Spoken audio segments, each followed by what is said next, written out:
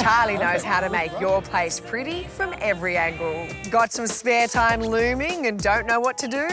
Weave it to Tara. And the results are things you can use to decorate your home. Graham's got a date with a supermodel. A garden so stunning, you're allowed to stare.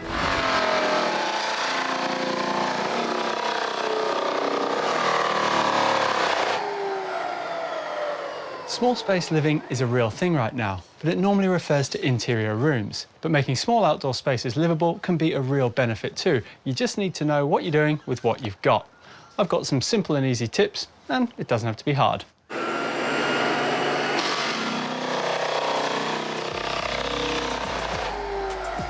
Oh, wow. Makes a difference, doesn't it? Fantastic. Yeah. Much better. Australia, this is Sharon. Hi. This is her house. Look, it's a small space. It's not particularly nice, but it does have potential. Good. Yes. What do you want to see changed, and how do you want to use the space? OK, so right now, as you can see, there's nothing much I can do with it. There's no space. There's a dirty great washing line in the way. I'd love to be able to entertain, get rid of some of the crazy feral foliage over there. Yes, and perhaps the brown fence can go? Hate the brown fence. Yeah, good. Absolutely Yeah, we'll hate fix the that. brown fence. Yeah, so when you've got a project like this, the best place to start is to rip it all out. OK, But good with me. you're going to help me. Show me where to start. OK, let's I'm get all to yours. it. Oh, We planned that. good work, we did. Look at that.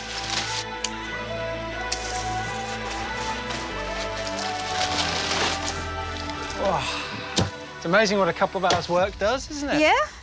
You had pretty much all the wrong plants for a small space in here. It wasn't me. A jasmine that had completely taken over. Big Strelitzia palm, they look great when they're small, but they just keep getting bigger and bigger. And yep, they had to go. But I want to really maximise the space, so all this wall's going as well. We're going to go back to the fence line. OK. Tonight it's all about you, baby, you, baby, wow. Ain't nothing I won't do for you, baby. You don't have to wait no more. I don't wanna wait no more to win. Need a hand? Come to help. I have. I know you don't like the brown. We're not sanding it off, don't worry. It's not like the deck. We're just giving the fence a little bit of a key, so when we do paint it, it sticks to the fence, doesn't just flake off. It's really important with a metal fence. Right. And the colour, as you can see down here, is quite a dark grey. OK. Now, I selected this for a couple of reasons. One, if your eaves and your guttering are already in a grey, so it will tie in nicely with those. OK. And secondly, having a dark colour on the fence is going to make all the greenery we bring in really stand out. OK, need a hand? Yeah, well, the sanding is finished, so I'm going to leave you to paint. OK. And I'm going to get on with some paving. Cool.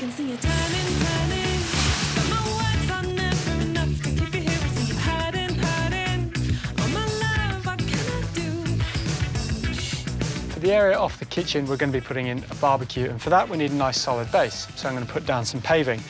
The base for our paving is this crusher dust with cement mixed through it. We're just going to compact that down. I'm getting it as level as I possibly can because that makes putting the paving on top much easier.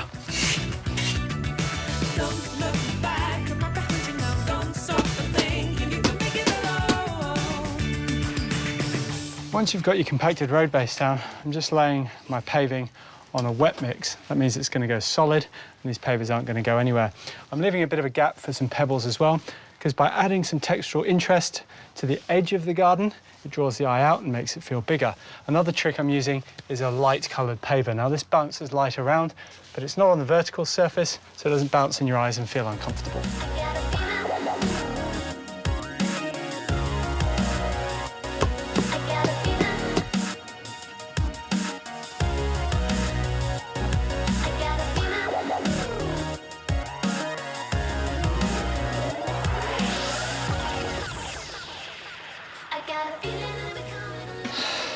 So the deck, the easiest thing to do to it would be just to paint over it, but it would look really flat and boring. And because you've got a small space, we want to add as much interest as we can. It is more work sanding it back, but you can see just by cutting in the edges, we really get that lovely texture of the grain of the wood when you stain it. Have you ever used one of those before? I've ridden one. No? OK. No, that one's obviously lost its magic. When you're applying, really nice, clean strokes. OK. And keep going all the way to the end of the board. So you don't get, if you stop, it dries out and then you get a horrible mark, so. OK. Yep. All right. I'll keep cutting in.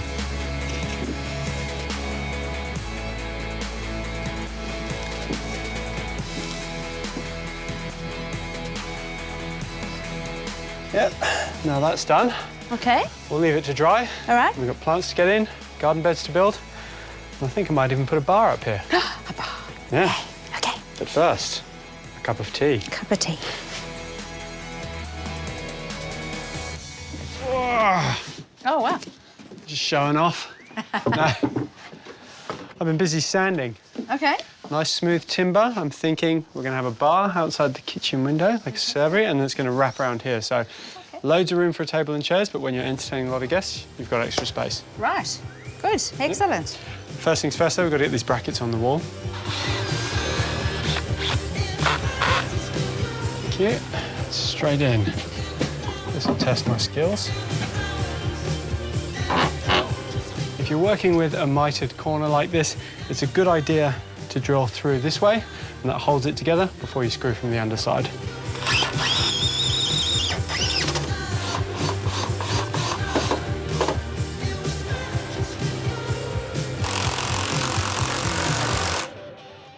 I'm building a couple of planter boxes in this garden, and for different reasons. This one to house our golden cane. Didn't want to dig it up and get it lower because it would just suffer, so we're building a nice bed around it. It's going to get lots of fresh soil in there and we can add some more planting. The second one further down in the garden is to add a bit of vertical interest to the space. If you've just got one, it stands out. If you've got two, the whole space feels like it was designed together.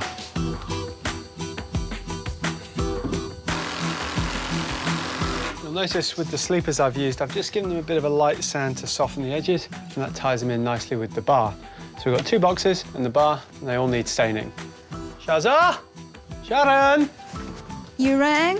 Yes, perfect. With brushes. With Let's get staining, hey? There you go. All right.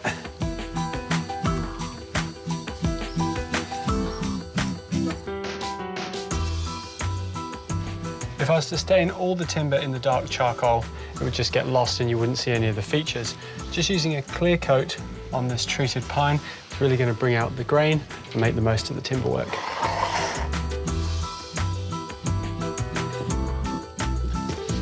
We are on to the best part now. Sharon, we're on to the plants. Okay.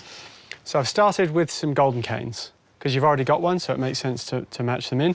They're going to give us vertical height and give us a little bit of privacy back. They're also really good bang for buck, so they don't cost much for how big they are, because they come in a small pot. So they're going to anchor us against the fence, and the rest of the planting is a combination of texture and green to go with our nice dark fence, so it's really going to stand out in front of that. Always start when you're setting out with the biggest ones and then work down to the small ones. Perfect. Okay. Any questions? No, let's All go. right.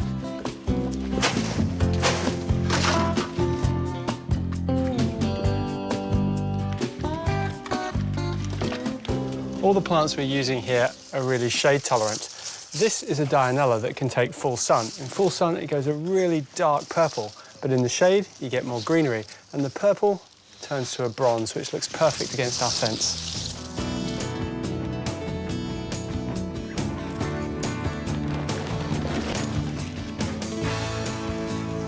This lovely little fern is called Blue Star. And you can see why by the colour of the foliage. It's got this silvery blue colour which looks amazing against all the dark that we've brought into the garden.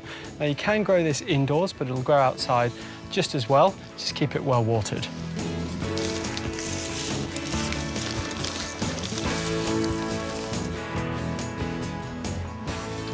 So as nice as your old clothesline was, it was at that sort of decapitating height, wasn't it? Yes. And it took up the whole garden. Whole deck, yep. So if it was out, you wouldn't want to come out. So this fold-down one, it gives you a bit of practicality, but when you've got guests around, you can close it away. It gives you much more space. Fantastic.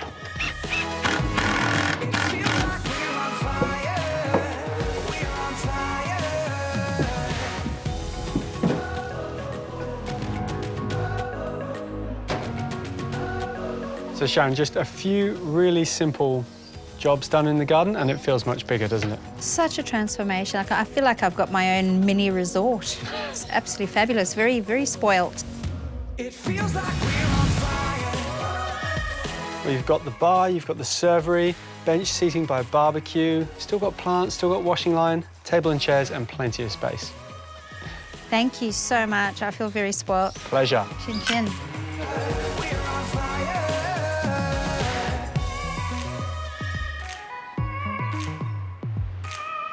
He'll be at Collingwood on the weekend. Amazing. You see the goal in the last minute. Elliot, amazing. Oh, g'day, guys. How you going? Just catching up with an old mate. Say g'day to Wedgie. Awesome bloke to have around, and he's going to help me because today I'm going to show you everything you need to know about hanging a door properly. And it is so much easier with a reliable mate. Now, buddy, you need to hurry up and finish that coffee because we've got some work to do. Kids these days, unbelievable. Before Wedgie and I can get started, let's take a look at the door we're replacing. If you can still call it that, it is stuck and disintegrating. The problem is they've used the wrong door in the wrong position. But don't worry, it's an easy DIY fix. Oh, gee, there's got to be an easier way to open up a door than that. Now let's have a look what's wrong with this one. For starters, it's delaminating, but if we knock it, we can see it's a hollow core door, which means it's made for inside, not outside. But before we go ripping it off and throwing it away, we want to check how the door fits. So we know it's a little bit tight, but we can still use this door as a template for our new door to mark out our hinges. That way we know that our checkouts will line up with the jam. You're my supernova, lighting up the sky. All right, let's talk doors. So here we have two doors that look exactly the same, but they're actually quite different. This one is solid, and this one is hollow. I'll show you if you don't believe me. This is very heavy. And this one, I could play with it all day. Now, both of these doors can be used externally if you're going to be painting your door. But if you need security, you'll be going with the solid door. And if you're not too worried about security, you can go with the hollow one. Now, I'm not going to be using any of these doors because I want to go with something that's a bit more contemporary. I want to try and get light into this garage. So I'm going to be using this solid timber glazed door, which is very heavy too.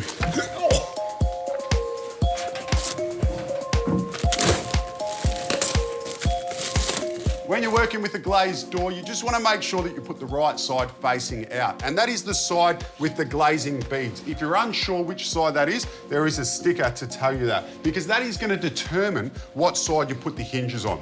So now we've got that worked out, I can sit the existing door down and I'm just going to line up the hinge side and the top, and then I can transfer these marks down to our existing door.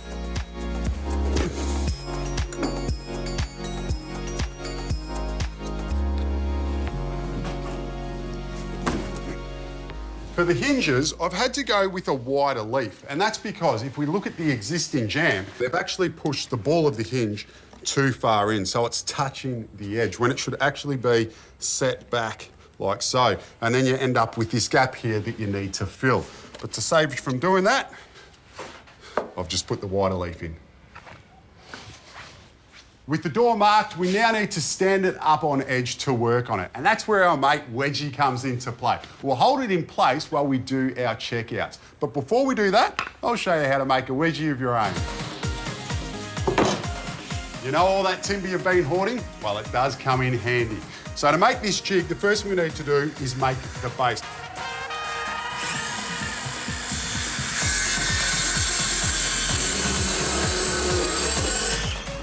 It's as simple as sitting this in place, and you just want to make sure that the gap between the wedge and this square block is at least 50 mil, because we know that's going to be the widest door that we get. Then, if you get a 35 mil door, you just push this wedge through till the gap between here gets to 35 mil. As simple as that.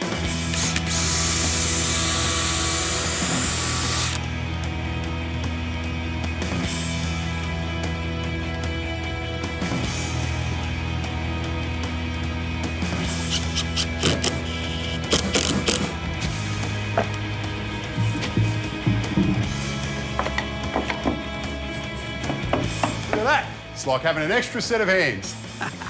And to fit the hinge, you want to sit it in place in between the two marks that we did. And obviously I've got the set back of my hinge, which I took earlier off the jam. Then I'll pre-drill a couple of holes,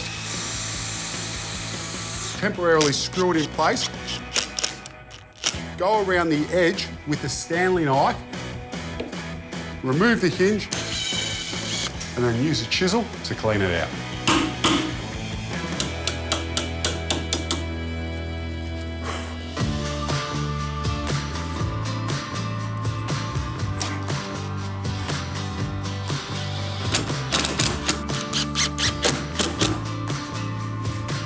Beautiful. With the door hung, we can now work on fitting the lock. I'm going to choose this rung here, and I'll set it up right in the centre. Just when you thought a wedgie couldn't get any better.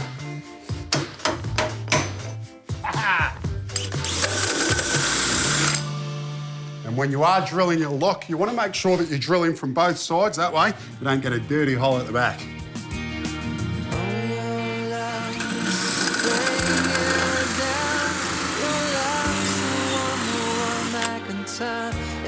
Smooth as.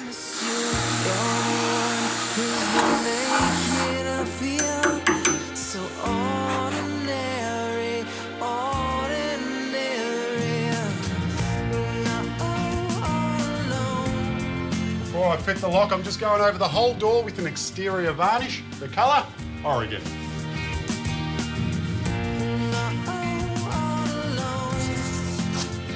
What's the saying? An extra set of hands come in handy. Many hands make light work. You know what I mean. But that's what made this job so easy. And that's why I'll be keeping mine, mate, for the next job.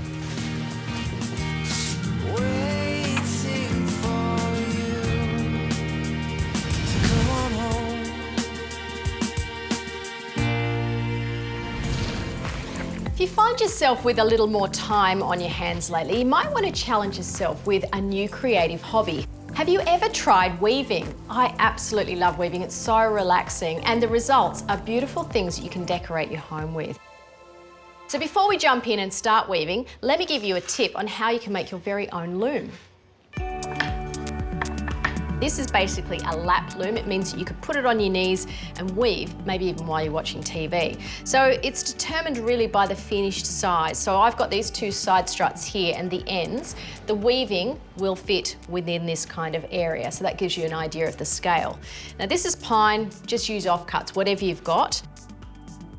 And then if you've got a drill handy, just pre-drill, it makes it easier when you're screwing in, and just put a screw into each of the corners.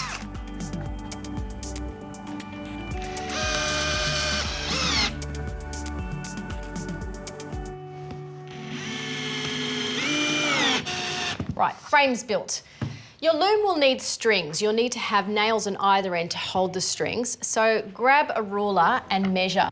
I'm going for 10mm spacings. That's a fairly tight weave. Now you want to make sure that you're truly accurate with your measuring on both sides, otherwise you'll end up with wonky strings, and nobody likes wonky strings. Bullet head nails are the best ones to use for this, and then to save your fingers, grab a pair of pliers and make sure you hold the nail in the same position every time. And then if you hammer down, once it reaches the side of the pliers, you'll find that all of your nail heads will be in a row. Nice and consistent, keeps things neat. Okay, so don't judge me on my nailing job. It might not be the prettiest, and certainly my neighbours might not be the happiest by now, but this is the basics for a loom, so with the string, we can start work. To string the loom, you can use pretty much anything you've got, but can you note here that I'm actually putting quite a lot of tension onto it, so that makes my strings taut, which makes it easier to weave. With your loom built, now you can start adding the colour. These days there are so many different beautiful yarns to choose from, so just pick a favourite, and then you'll need to start with a bobbin. Easy enough to make. Grab a paint stirring stick, just cut a notch out in the top and also in the bottom, and you'll end up with this, which is what you wind your yarn around. Leave a fairly long tail, the width of your loom and a little bit more, and then starting on the outside, it's a simple process. It's over, under, over, under.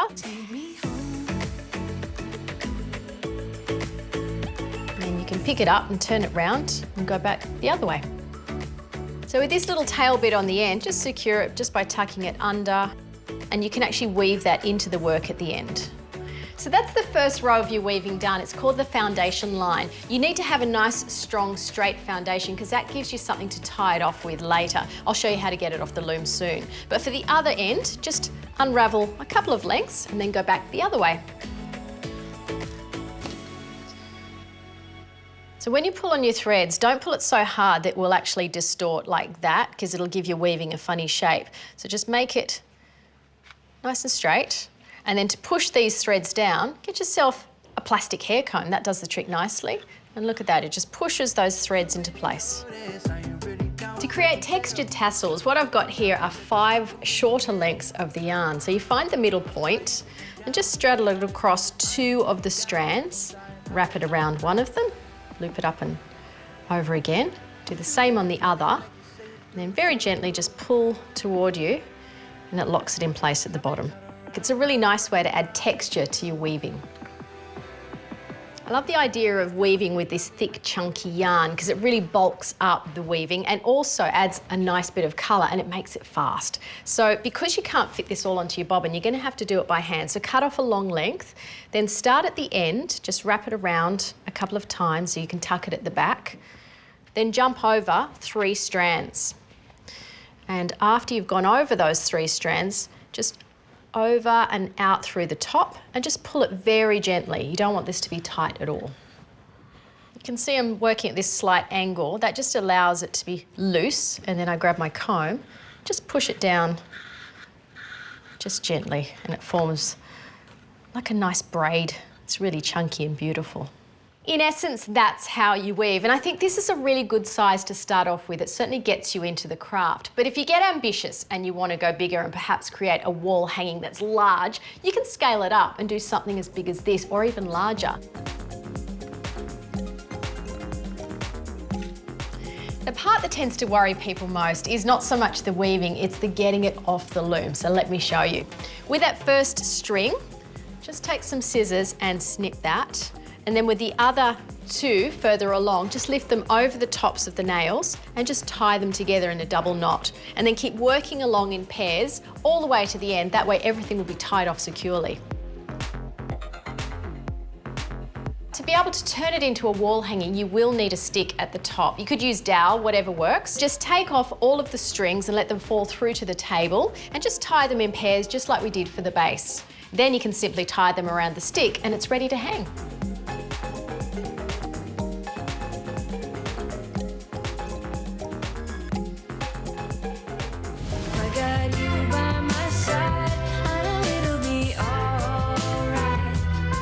I'm about to take you on a journey through a truly amazing garden.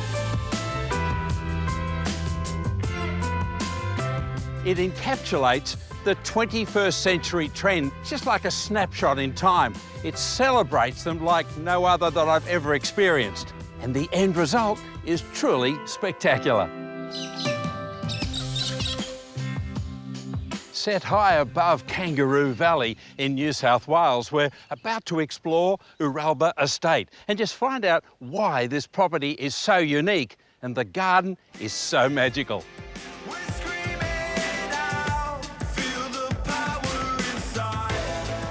Commanding over 80 hectares of lush landscape and uninterrupted views of the stunning Moreton National Park, Ooralba really is an exclusive country estate.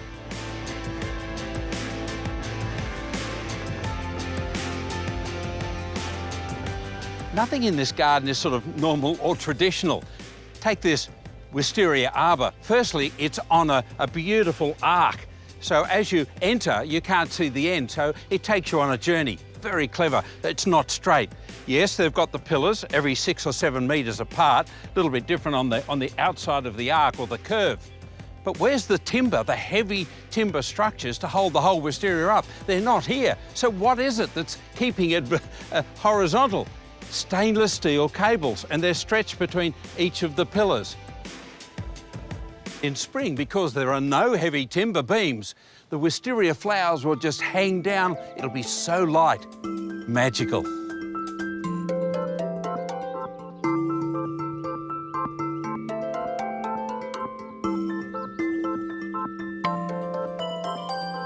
I often get asked if there are alternatives to lily pillies for hedges if you don't want flowers. Well, podocarpus are brilliant, especially the small leaf ones like this fellow here, which is Podocarpus maki, M-A-K-I. It's from Asia, and it's a brilliant plant as a hedge. Dense, for screening, wind protection, privacy, and it's got some fruit on it, you can see there. But it being a cultivar, very likely would revert back, but it's just a beautiful plant. Podocarpus maki, put it on your list.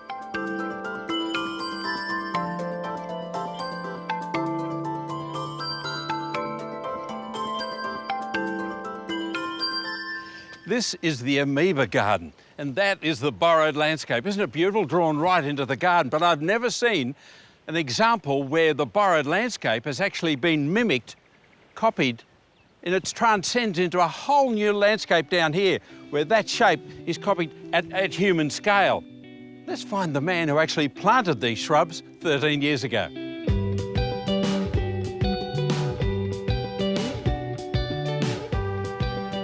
I knew I'd catch you hard at work. How's it going? Good, thanks, Graham. How are you? I'm good, mate. This is a never-ending job, isn't it? How much time does it take to do all this hedge? Well, probably a couple of hours a fortnight. A couple of hours a fortnight? Yeah, Gee, you work pretty smartly. yeah. And it's a great concept, isn't it? Because there's the mountain, that's the shape, and it's just duplicated. Was that the design originally? It was a design, yeah. It's designed as an amoeba. Yeah. But it's just mutated over time and changed shapes. And so, yeah, it does replicate the mountains on both sides. I guess from above, you can actually see the amoeba shape more clearly than down here at the ground level, which is rather clever because it's a bird's eye view. That's right, Graham, which is beautiful. But down here on the ground level, how do you keep the shape? Or is it organic and it does change? It's organic. It changes all the time. Isn't that brilliant? You have different heights and different grooves and crevices. Yeah, but it's changing. Is it hard? Would people at home be able to give something like this a shot? No, it is difficult. Out of 10? A 10. Yeah, 10 out of 10. yeah. Oh, that is hard. Okay. Now, this is Eleagnis. Which species is it? The smaller mounds are pungens and the larger mounds are macrophylla. The rest of the garden, it's an enormous adventure, isn't it? It is. Can you ever get ahead, or is it in fact like painting the harbour bridge? you get to one end and you got to start? Yep, we've always got to start. So yeah, as soon as we finish, we're hedging again. Here, the planting has changed quite dramatically to native. Up close to the house, it's Banksia ericofolia, and these cones of bright orangey red are standing up. But I just love this informal grove of Australian native trees. We don't use it enough to have a planting of Australian natives. In this case, it's Eucalyptus maculata, the local spotted gum.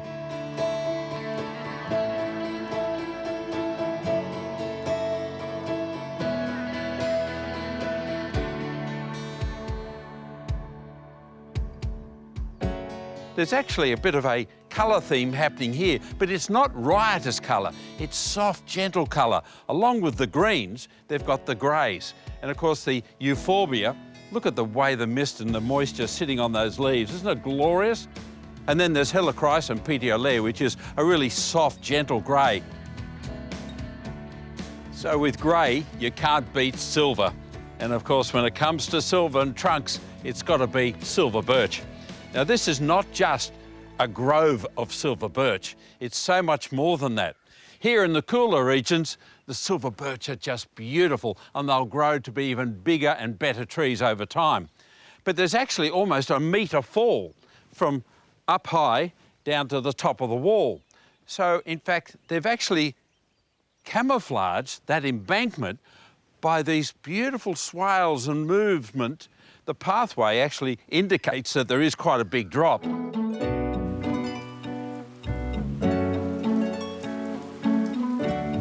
This area here is the central garden because the house rooms and the living rooms look into it, and the planting tends to reproduce the amoeba plantings, these clipped mounds, irregular shapes and sizes. Westringia, the native Westringia at the front, and then the Viburnum tinus at the back.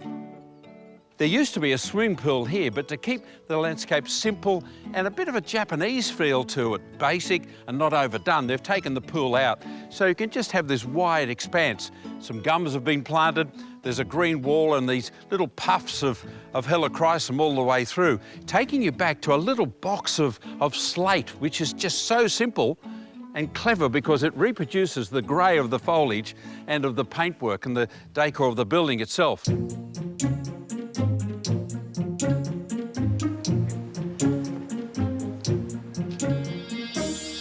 Oh, Nick, look at this. Hi. What a classic. Isn't it brilliant? It is beautiful. Completely enclosed little kitchen garden. And obviously that's the kitchen just there. Yep, straight through that door. Yeah, couldn't have any closer than that, could you? I know, we're pretty spoiled. So what have you got growing here? So we have a lot of soft herbs here. We have parsleys, tarragons, oregano. We also have lemongrasses, rosemary, pretty much any herb you'll find in this garden. Right. But I can feel the heat coming from the pizza oven, so it's obviously a really working kitchen garden, which is great. It is, and we also dine out here as well, al fresco. So the idea was to, you know, the pizza comes out of the pizza oven onto the table. You can pick fresh herbs and put it on your food. So Straight very away. interactive, yeah. Isn't that great? What have you got on the menu today? Well, today we've got a seared rump cap and some char-grilled broccolini and some beautiful fresh seasonal Jap pumpkin with a miso and tahini dressing. Isn't it beautiful? I love the nuts on the top of that. Now, you're the estate manager. What was it like in the beginnings here 13 years ago? It was a complete change to what I was used to cooking on the private yachts, but it was actually a nice transition because it was at the start of the whole farm to fork, paddock to plate movement. A long way from a galley and a ship. Absolutely, yeah.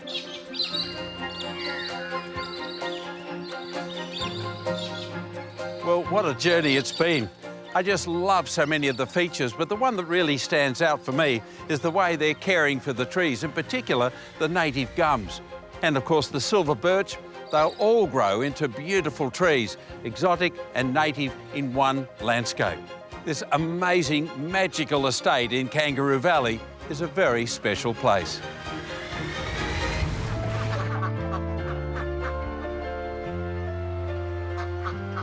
Good morning, ladies. Hello, Dr. Harry. Curly, how are you? Hi, Dr. Harry, how are And you? who's your young helper? Mabu. Oh, she's half medium. Oh, isn't that cute? Curly and her daughter are raising ducks. But that's not all. There's a flock of geese and even a pony called Murray. It's a real menagerie. So tell me, why am I here? I would like to know how to worm them, first of all. Okay. And when is a good time to do it and how often and All right. well, general care, I guess. Okay. We've got a big dam, I think, which I could just see down over there. Do That's they go right. down onto that dam? Yes, they pretty much live down there. So you've got 1, 2, 3, 4, 5 ducks over a very big area. With this amount of space, I recommend you worm the ducks about twice a year. And just remember, you can't eat the eggs for 2 weeks afterwards. Come on out, has this duck got a name? We haven't actually named the ducks. You haven't named her yet. So we need to find an area where there aren't any feathers. I need to be able to take one wing. We're doing this in slow motion. If I pull the feathers back there, bare skin. I just go about 5 drops, and then I just rub it like that. Kills just about all the internal parasites and external parasites as well. And that's absorbed straight through the skin, Excellent. right around the entire body. Can we catch another one? Or? Yeah, whichever one you want. Well, no, no, no, whatever you do, no.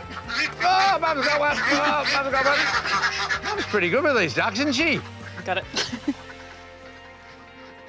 Okay, so this is a male, Khaki Campbell. He's quite a nice duck. Nice dark brown head with this lovely greeny sheen on the outside of it and beautiful coloured feet. Look at those lovely orange feet. You're a very, very, very proud man, aren't you, eh? Very proud man. All right. Once again, looking for this knuckle. Once you get the first couple of drops in, 1, 2,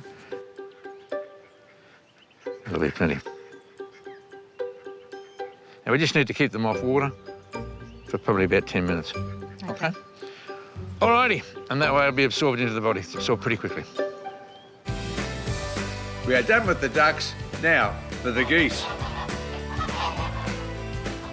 Same principle applies, just a lot more control. These are big animals.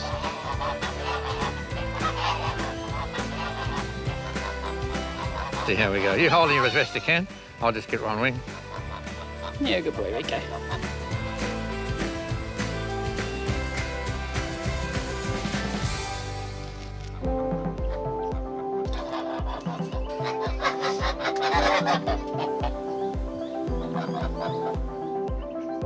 Well, no doubt they've found their way down onto the dam by now. They have. What a beautiful dam you've got. And you've got an excuse for a horse. This is Murray. Murray. Murray. Yeah. What's Murray's story? Well, we're a little bit worried about him because, well, 2 things. First of all, he's so chubby. And the other thing is he keeps coming through the fence all the time and we try and block him out and he just comes through all the time. He just walks straight through the fence. Just puts his head through and then one leg, then the other leg and just walks through. Just like that. Just like that. Murray walks through the fence. Yeah. You know, they're clever animals, there's no doubt about that, and some of the little ones are the cleverest of the lot. So there's only one real way I feel to confine horses, and that's to use some electric fencing. All right. So this is a braided cord, and this is a thick one. Don't mess about with the thin one.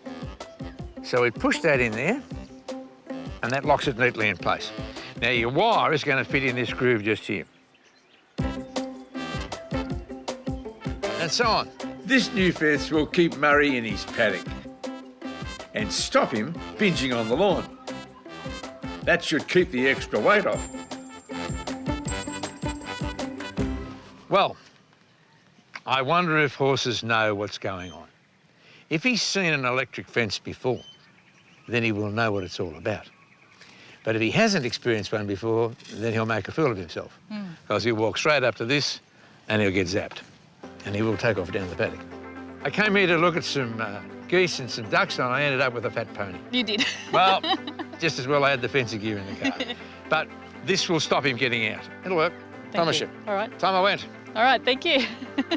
Young man, pleasure to make your acquaintance. Nice to see you. Okay, you're on the diet. Okay? So when you fit through the fence anyhow, you're that fat. See you all later. See you later. See ya, geese, hooray!